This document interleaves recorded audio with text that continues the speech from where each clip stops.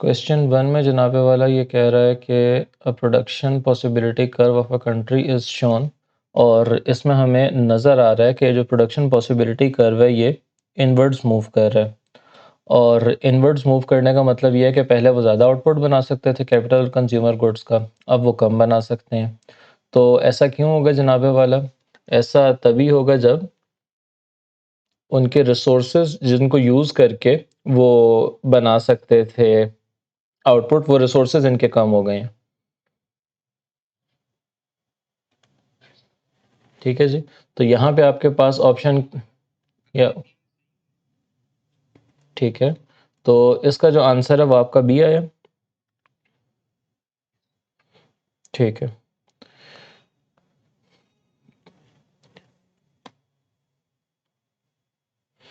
Question number 2 में ये बात कर रहा है, uh government wants to move its economy away from central planning towards a market economy.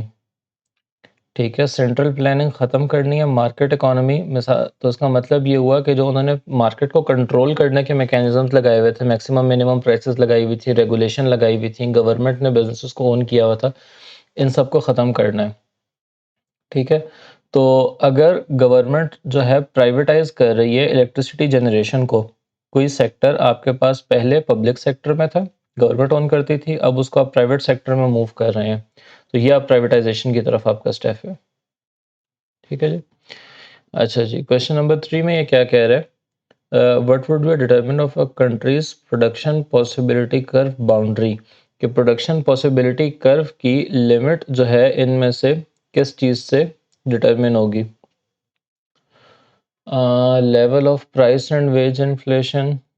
हाँ जी, कि आपके पास इंफ्रास्ट्रक्चर कैपिटल का कितना है, that would help you determine कि किसी भी इकोनॉमी में what's the maximum that they can produce. तो इसका आंसर जो है वो ए होगा। अच्छा, क्वेश्चन नंबर 4 जो है, what justifies government intervention in provision of a merit good such as education. Government क्यों ये मेरिट गुड देगी, एजुकेशन या कोई और मेरिट गुड जो प्रोवाइड करनी है, उसमें जस्टिफिकेशन क्या होगी? Some consumers do not fully recognise the value of education, एक ये हो सकता है इंफॉर्मेशन फेलियर का मसला। और देखते हैं, social cost outweigh social benefit. नहीं सर, ये नहीं होगा। सोशल कॉस्ट ये है कि सोसाइटी एज अ होल अगर गवर्नमेंट एजुकेशन प्रोवाइड करती है तो सोशल कॉस्ट कितनी आएगी, सोसाइटी को कॉस्ट कितनी बेयर करनी पड़ेगी, और सोसाइटी को बेनिफिट कितना होगा। इन सिंपल वर्ड्स, एग्जैक्टली वो प्राइवेट एक्सटर्नल कॉस्ट क्या होती है और बेनिफिट्स क्या होते हैं मैं उसमें भी नहीं जा रहा। ठीक है, सिंपली सोसाइटी को कॉस्ट कितनी बेयर, गवर्नमेंट तभी काम करेगी जब सोशल बेनिफिट कॉस्ट से ज़्यादा होंगे। गवर्नमेंट कोई भी काम तब करेगी जब उस काम करने का सोसाइटी में सबको फ़ायदा ज़्यादा हो रहा और कॉस्ट कम हो। यहाँ इन्होंने उल्टा दिया हुआ है, इन्होंने कहा हुआ है कि यहाँ पे कॉस्ट ज़्यादा है और बेनिफिट्स कम है, तब तो ये गवर्नमेंट ये काम करेगी ही नहीं। इस वजह से सी नहीं है इसका आंसर। ठीक है जी, private schools have more merit than state schools. तो अगर प्राइवेट स्कूल्स, पहली बात तो ये कि private schools have more merit, इससे क्या मुराद है? दूसरी बात, अगर ये कह रहे हैं कि वहाँ पे एजुकेशन ज़्यादा अच्छी क्वालिटी की मिल रही है या वहाँ पे कंपटीशन ज़्यादा है, तो फिर तो गवर्नमेंट को करना ही नहीं चाहिए, फिर प्राइवेट स्कूल्स पे ये जाना चाहिए। That wouldn't be a reason to provide public good या एजुकेशन। अच्छा, people who pay for education value it more than those who can not pay. नहीं, ये भी रीज़न नहीं होगा। उन लोगों के नज़दीक इसकी वैल्यू ज़्यादा है एज़ कम्पेयर टू जो पे नहीं कर सकते। ठीक है, डी इसका आंसर है, क्योंकि कुछ लोगों को पूरी तरह से पता ही नहीं है कि एजुकेशन कितनी बेनिफिशियल है, तो फिर उसको काउंटर करने के लिए गवर्नमेंट कहती है कि हम इनको कुछ अरसे तक एजुकेशन प्रोवाइड करते हैं and then we'll eventually see के हाउ थिंग्स टर्न आउट। अच्छा, क्वेश्चन नंबर 5 में जनाबे वाला ये कह रहा है कि डायग्राम लाइमस्टोन की supply query X and query Y. अगर प्राइस P1 से P2 पे जा रही है तो प्राइस में एक सर्टेन परसेंट इंक्रीज आ रहा है, और उसके रिजल्ट में क्वांटिटी सप्लाइड में एक सर्टेन परसेंट से इंक्रीज आ रहा है। मुझे नज़र आ रहा है कि प्राइस में जितना परसेंटेज इंक्रीज आ रहा है तो प्राइस का इंक्रीज कितना है, इतना, और ओरिजिनल प्राइस कितनी थी, ये ओरिजिनल क्वांटिटी डिमांडेड भी तकरीबन क्वांटिटी सप्लाइड भी तकरीबन इतनी ही थी। तो प्राइस में कम इंक्रीज आ रहा है as compared to increase in quantity. Quantity में ज़्यादा इंक्रीज आ रहा है, रिलेटिवली प्राइस में कम इंक्रीज आ रहा है। तो इसमें जनाबे वाला मुझे ये पता चल रहा है ये किसके लिए है, ये है वाई के लिए। किसके लिए सर, वाई के लिए। तो वाई में जनाबे वाला हमारी जो percentage change in quantity supplied है that is more than percentage change in price. तो इट मीन्स कि वाई की सप्लाई जो है वो इलास्टिक है। ठीक है, या तो और इन सब में सिर्फ एक ही ऑप्शन में आ रहा है वाई की सप्लाई इलास्टिक है, और दूसरा स्ट्रेट अवे ये इस सारे झंझट में भी अगर आप ना पढ़ें, S of x supply of x जो है ये परफेक्टली इन इलास्टिक है। ठीक है, तो परफेक्टली इन इलास्टिक का मतलब ये है कि इसकी पी ई एस ज़ीरो है। तो P E S zero S of x ये एक ही ऑप्शन है, ए इसका आंसर होगा। हाँ जी, प्राइस में जितना भी चेंज आ जाए, क्वांटिटी सप्लाइड बिल्कुल भी चेंज नहीं आ रही तो पी ई एस ज़ीरो आएगा। तो ये आपका वर्टिकल ग्राफ होता है उसका। ठीक है, और ये जो measure of responsiveness of supply as to price increase ये पी ई एस की बात कर रहा है, प्राइस इलास्टिसिटी ऑफ सप्लाई की। तो डायग्राम देख के स्ट्रेट अवे मुझे पता चल रहा है कि एक्स की ज़ीरो है और एक्स की परफेक्टली इन इलास्टिक ज़ीरो, एक ही ऑप्शन आपके पास ऑप्शन है, तो वो आंसर होगा। ठीक है जी।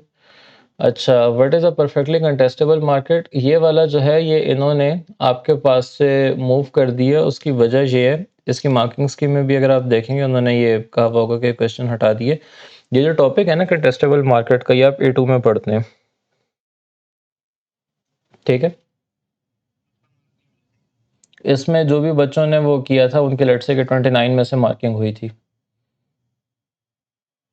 आउट ऑफ 29 इस पेपर में जिन्होंने अपीयर हुए हैं जो इसके लिए, या तो उनका इसका मार्क दे देंगे सबको जिसने सही गलत जो भी जवाब दिया, या उसको इसका नंबर दे देंगे, या ये क्वेश्चन पेपर ही इस तरह कर देंगे कि as if it was 29 mark paper. ठीक है, अच्छा, एंट्री एंड एग्जिट ज़ीरो हो, हाई बैरियर्स टू एंट्री नहीं होगा, हाई संक कॉस्ट का मतलब बैरियर टू एग्जिट है, प्राइस डिस्क्रिमिनेशन। वैसे इसका आंसर जो आई थिंक ए है। हाँ हाँ, बहरहाल उसमें प्राइस डिस्क्रिमिनेशन आपकी दूसरी मार्केट्स में भी हो सकती है, परफेक्टली कंटेस्टेबल में लाजमी नहीं है। एक सेकंड होल्ड करें, मैं ज़रा सारा को देखूं, वो रो रही है। क्वेश्चन 7 में जनाब वाला ये कह रहा है the diagram shows the demand and supply of cream, the original equilibrium is at point X, strawberries and cream are complementary goods. ठीक है, प्राइस ऑफ स्ट्रॉबेरी कम हुई है, डिमांड, ये मार्केट किसकी है, ये क्रीम की मार्केट है। अच्छा, अब जनाबे वाला स्ट्रॉबेरीज की क्या प्राइस कम हुई है, प्राइस ऑफ स्ट्रॉबेरीज कम हुई है।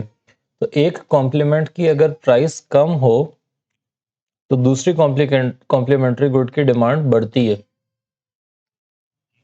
ठीक है, तो इसका मतलब ये है कि इसका रिजल्ट क्या निकलेगा कि आप D1 से D3 की तरफ जाएंगे। ठीक है,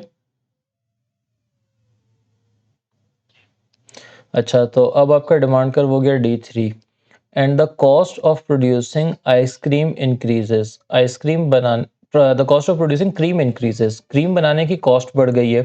क्रीम बनाने की कॉस्ट बढ़ेगी तो इसका मतलब यह है कि आपका सप्लाई कर्व जो है वो लेफ्टवर्ड शिफ्ट करेगा। तो S1 ओरिजिनल सप्लाई कर्व था, ये शिफ्ट होके S2 पे आ जाएगा। तो अब जहां पे D3 और S2 इंटरसेक्ट कर रहे हैं, D3 और S2, ये पॉइंट बी, ये आपका आंसर बी, इसका आंसर होगा। सही है जी। अच्छा, नेक्स्ट क्वेश्चन जी। क्वेश्चन नंबर 8 में ये कह रहा है hunters in Mozambique want to extract wild Honey.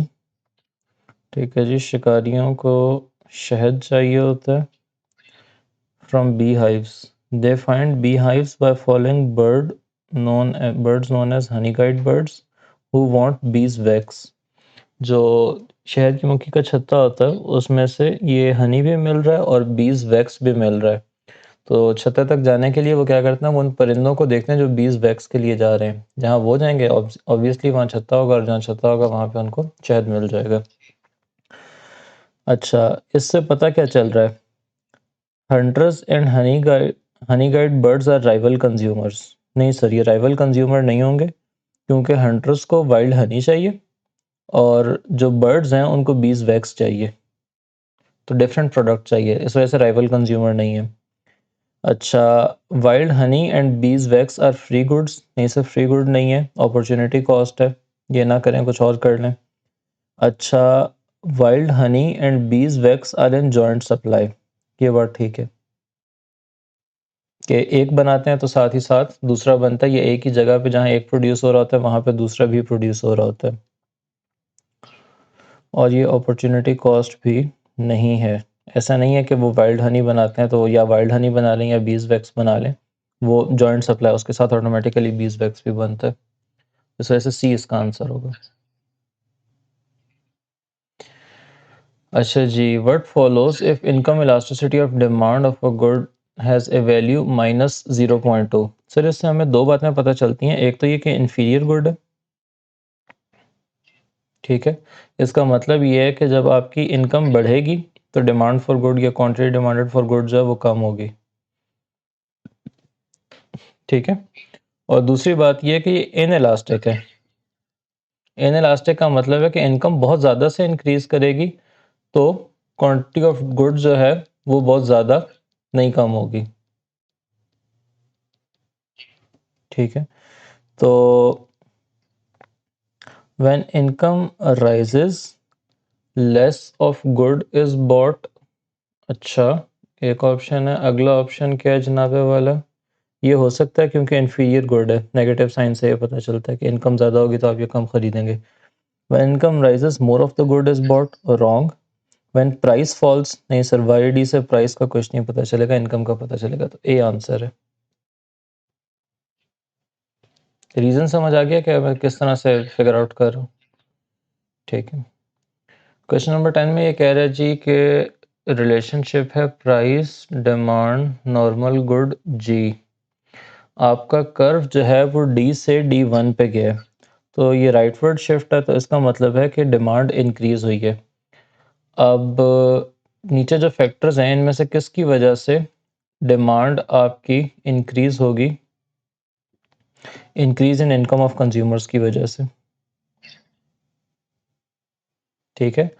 Price change होने से क्वांटिटी डिमांडेड चेंज होती है, नंबर वन, और डिमांड इंक्रीज हो रही है तो क्वांटिटी डिमांडेड रादर कम होती है। प्राइस, अगर सिंपली प्राइस इंक्रीज हो, मूवमेंट अलोंग द कर्व होती है और उससे डिमांड कर्व शिफ्ट नहीं होगा। अच्छा, fall in level of advertising, अगर एडवर्टाइजिंग कम कर देंगे तो डिमांड कम होगी, ये भी रीज़न नहीं हो सकता।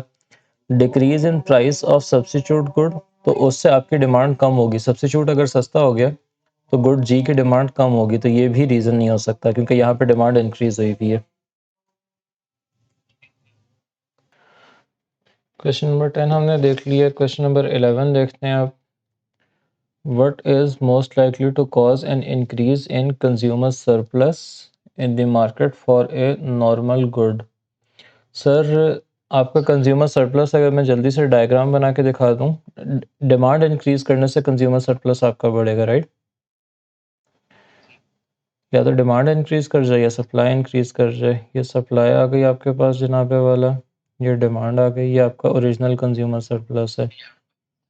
तो अगर आपकी डिमांड राइटवर्ड शिफ्ट हो जाए तो उससे आपके कंज्यूमर सरप्लस में एडिशनल एरिया ऐड हो जाएगा, ठीक है। या तो डिमांड इंक्रीज हो जाए, तो इसका जो पहला है इंक्रीज इन कंज्यूमर इनकम्स, इसकी वजह से आपकी डिमांड बढ़ जाएगी, और डिमांड बढ़ जाएगी तो उसकी वजह से कंज्यूमर सरप्लस बढ़ जाएगा। अच्छा, दूसरा जनाबे वाला, और इसके रीजंस जो हैं, वैसे ये इसका तो आंसर है, बाकी इसके देख लेते हैं। एक और चीज़ से भी आपका कंज्यूमर सरप्लस बढ़ सकता है, अगर आपकी सप्लाई बढ़ जाए। सप्लाई बढ़ने से कंज्यूमर सरप्लस क्यों बढ़ता है, यहाँ पे देखें, ये हुजूर वाला क्वांटिटी और प्राइस, यहाँ पे प्राइस आएगी आपकी, ये आपकी डिमांड आ गई, ये आपकी सप्लाई आ गई। तो ये आपका इनिशियल कंज्यूमर सरप्लस है। अगर सप्लाई आपकी बढ़ के यहाँ आ जाती है S1 पे, तो अब आपके कंज्यूमर सरप्लस में ये एरिया एडिशनल ऐड हो जाएगा। ठीक है, तो प्राइस ऑफ द गुड, बाकी जो इसके ऑप्शन है, प्राइस ऑफ द गुड बढ़ने से कंज्यूमर सरप्लस जो है बढ़ेगा नहीं, कम हो जाता है rather. Increase in price of a complementary good, उसकी वजह से आपकी डिमांड कम होगी, डिमांड कम होगी तो कंज्यूमर सरप्लस कम होगा, ये भी आंसर नहीं हो सकता। सब्स्टिट्यूट गुड्स आपके और आ गए हैं तो उसकी वजह से आपकी डिमांड कम होगी, डिमांड कम होगी तो कंज्यूमर सरप्लस नहीं बढ़ेगा। ठीक है सर। अच्छा, question number 12, the cross elasticity of demand between two products X and Y is negative. अच्छा, अगर एक की प्राइस बढ़ेगी तो दूसरे की क्वांटिटी डिमांडेड कम होगी। तो अगर Y की प्राइस बढ़ रही है तो X की क्वांटिटी डिमांडेड जो है वो कम हो जाएगी। इसका ऑप्शन ए आंसर है। क्रॉस इलास्टिसिटी ऑफ डिमांड याद है ना formula, XCD, percentage change in quantity of one good, percentage change in QD of A over percentage change in price of B। Negative का मतलब ये है कि अगर एक की प्राइस, आंसर नेगेटिव है, एक की प्राइस जो है वो आपकी कम हो रही है तो दूसरे की, या एक की प्राइस आपकी बढ़ रही है तो दूसरे की क्वांटिटी डिमांडेड जो है वो कम हो जाएगी। ठीक है। अच्छा, क्वेश्चन नंबर 13 में क्या कह रहा है, which combination of events is most likely to leave the demand curve same position. अच्छा, डिमांड कर्व वहीं का वहीं रहे, तो इसका मतलब ये है कि ऑप्शंस में हम वो ऑप्शन ढूंढ रहे हैं कि जिसमें एक से आपका डिमांड इंक्रीज करेगी और दूसरी ऑप्शन से डिमांड डिक्रीज करेगी, तो वो एक दूसरे को बैलेंस आउट कर देंगे। अच्छा, इंक्रीज इन कंज्यूमर इनकम से क्या होगा जनाबे वाला, आपकी डिमांड बढ़ेगी, और increase in price of substitute goods से क्या होगा कि आपकी डिमांड और ज़्यादा बढ़ेगी, क्योंकि सब्स्टिट्यूट महंगा हो गया ना, लोग आपकी गुड पे स्विच कर जाएंगे तो आपकी गुड की डिमांड और ज़्यादा बढ़, तो ये आंसर नहीं हो सकता, क्योंकि इसके रिजल्ट में डिमांड आपकी बढ़ जाएगी। आपको वो केस ढूंढना है जहाँ पे सेम पोजीशन में रहे। ठीक है। अच्छा, दूसरा ऑप्शन वो कह रहा है कि कंज्यूमर्स की इनकम कम हो गई तो जनाबे वाला डिमांड इससे कम हो जाएगी। Increase in price of the good, नहीं, increase in price of the good जो वो तो movement along the demand curve होती है, और इसमें एक फैक्टर से डिमांड आपकी कम हो रही है, तो ये क्वेश्चन है, बट आई डोंट थिंक कि ये आंसर होगा। ठीक है। अच्छा, increase in consumer incomes and increase in price of a substitute good, ये हो सकता है। देखें, जब लोगों की इनकम्स बढ़ेंगी तो उनकी डिमांड बढ़ी है, और जब सब्स्टिट्यूट, नहीं, increase in price of a substitute good, ये तो पहले वाला ही रिपीट हो गया।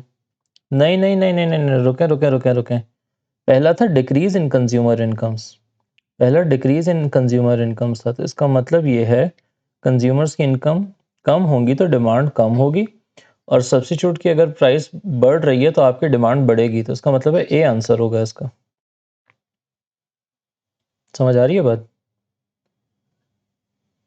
कंज्यूमर्स की इनकम, कंज्यूमर्स की इनकम डिक्रीज होगी तो डिमांड बढ़ेगी या कम होगी।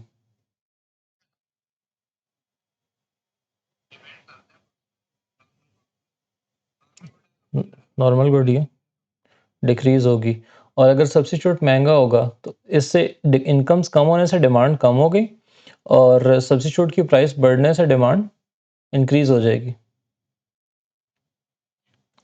ठीक है, तो एक फैक्टर से डिमांड कम हो रही है, एक फैक्टर से डिमांड बढ़ रही है, तो वो बैलेंस आउट हो जाएंगे, डिमांड उतनी ही रहेगी। ठीक है जी। अच्छा, इनमें से कौन सी पेमेंट जो है वो ट्रांसफ़र ऑफ पेमेंट है। 14, advertisement expenditure of a firm, नहीं, क्योंकि वो पैसे दे रहे हैं, उनको एडवर्टाइजिंग एडवर्टाइजिंग की सर्विसेज मिल रही हैं। को बच्चा स्कूल जाता है, उसके अम्मी अब्बू उसको पैसे दे देते हैं, तो ये ट्रांसफ़र पेमेंट होगी, क्योंकि बच्चे ने उनको कुछ कमा के नहीं दिया, कोई गुड्स की एक्सचेंज और सर्विसेज की एक्सचेंज नहीं हो रही है उसमें, बस पैसे मिल रहे हैं, मुफ्त पॉकेट मनी। ये जो भी पैसे, रेंट पेड रेंट पेड के अगेंस्ट आपको जगह मिल रही है, वेज पे कर रहे हैं तो उसके अगेंस्ट वो बंदा काम कर रहा है। बी आंसर है। अच्छा जी, too much sugar causes an increase in a consumer's weight. अच्छा, चीनी ज़्यादा खाने से वज़न बढ़ जाता है, तो हुकूमत ने क्या किया, चीनी के ऊपर टैक्स लगा दिया सॉफ्ट ड्रिंक्स पे कि इनमें चीनी बहुत ज़्यादा होती है। इस पॉलिसी की वजह से ओवरवेट लोगों की तादाद कम क्यों होगी? अच्छा जी, लोग जो हैं चीपर ब्रांड्स पे चले जाएंगे। नहीं, जो चीपर ब्रांड्स हैं उनके ऊपर भी टैक्स लगेगा, उस पर शिफ्ट नहीं होंगे लोग। अच्छा, ना शिफ्ट होने की वजह नहीं है कोई, उनकी भी प्राइस रिलेटिवली बढ़ जाएगी, तो जो वो कंज्यूम करते थे उनका भी मार्केट इक्विलिब्रियम जो है वो कम हो जाएगा। इनफैक्ट आपकी सप्लाई कम हो जाएगी उसकी वजह से, टैक्स लगने की वजह से। अच्छा, दूसरा ऑप्शन क्या है, consumer switch to other high sugar such as alcohol और स्वीट्स। अगर दूसरों पे चले जाएंगे तो उसकी वजह से नंबर ऑफ ओवरवेट पीपल कम तो नहीं होगा, और अगर पहले में भी चले, फ़र्ज़ किया उन्होंने स्विच कर भी लिया दूसरे हाई शुगर कंटेंट पे, तो उसकी वजह से नंबर ऑफ ओवरवेट पीपल तो कम नहीं होगा ना। ठीक है, इसी तरह अगर पीईडी इन इलास्टिक होगी कि चीज़ महंगी हो जाए तब भी लोग ख़रीदते रहें, तो तब भी मोटे लोग कम नहीं होंगे, उतने ही रहेंगे। ठीक है, इसका आंसर डी होगा। आपने टैक्स लगाया, आपने लोगों से कहा जी कि ये जो है पेप्सी आप पियेंगे या कोक पियेंगे या कोई सॉफ्ट ड्रिंक पियेंगे तो आप टैक्स देंगे। लोगों ने कहा हमें तो इतनी पसंद है, हम तो नहीं छोड़ते, हम तो पियेंगे। तो आपके बेशक डिमांड इन इलास्टिक हो, टैक्स का रेवेन्यू तो मिल जाएगा ना आपको, जो टैक्स आपने लगाया है वो पैसे तो देंगे ना। अब वो टैक्स का वो जो रेवेन्यू आपको मिला है,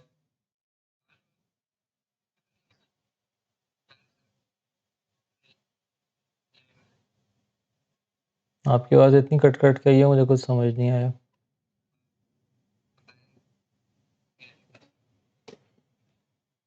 आंसर इसका डी है, लेकिन जो आप कह रहे हैं वो मुझे समझ नहीं आ रही। अगेन आपकी आवाज़ बहुत ज़्यादा ब्रेक कर रही है।